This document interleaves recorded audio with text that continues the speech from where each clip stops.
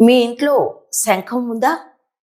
దేవుడి పూజ గదిలో శంఖం ఉంటే లక్ష్మీదేవి ఎప్పటికీ ఆ ఇల్లు విడిచి వెళ్ళదు అని మీకు తెలుసా? శంఖం యొక్క అద్భుత మహిమ ఏంటో ఇప్పుడు తెలుసుకుందాం. ఓం నమో నారాయణాయ. క్షీరసాగర మథనంలో లక్ష్మీదేవితో పాటు ఉద్భవించిన దివ్య వస్తువు శంఖం. దానికి ఉన్న శక్తి ఏంటో ఇప్పుడు చూద్దాం.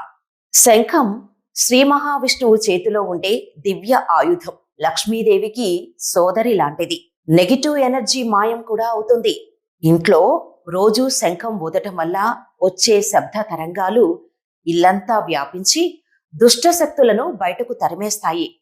శంఖంలో నీళ్లు పోసి మరుసటి రోజు ఆ నీటిని చల్లితే క్రిములు నశిస్తాయి.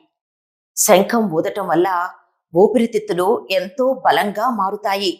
పూజ గదిలో దక్షిణావర్త శంఖం ఉంచి బియ్యం నాణేలు వేస్తే ఐశ్వర్యం పెరుగుతుంది.